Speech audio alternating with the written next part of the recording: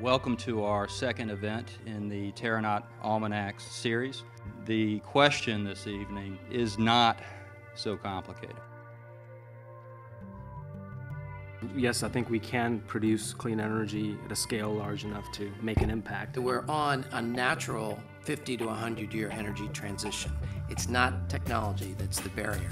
It's policy, resolve, and prices. The feed-in tariff that has been adopted by 40 countries following Germany is still fought tooth and nail by most American public utility commissions and utilities. The great debate is, do we do it as a distributed energy future where we concentrate on putting photovoltaics in the urban core, or do we follow a more traditional utility model where we would do big and remote projects in the desert? A major part of progressing to clean energy is the infrastructure.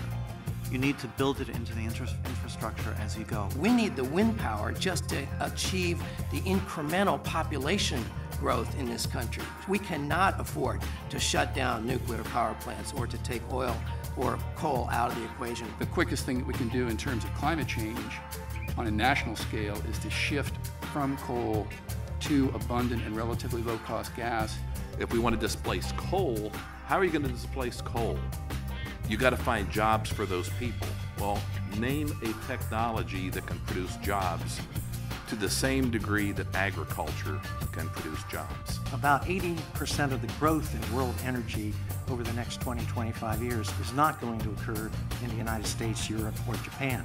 It's going to occur in the emerging market countries, India, China, Indonesia, and a handful of others. And these countries are looking at these industries as job growth, and they want to be number one in those industries. Construction costs for nuclear power plants are between 4 and 5 times per kilowatt that they are for natural gas. The one thing I do know is that over the next coming years, we're going to begin a long-term transition to transportation being electrified.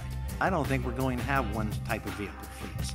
I think we're going to see a diversified vehicle fleet with electric cars, plug-ins first, then fully electrics. I think we're going to see some NGV vehicles. I think we'll see vehicles running on algae and other biofuel. You could have about 70% or so of the cars on the road be plug-in hybrids before you need a single new power plant in the U.S.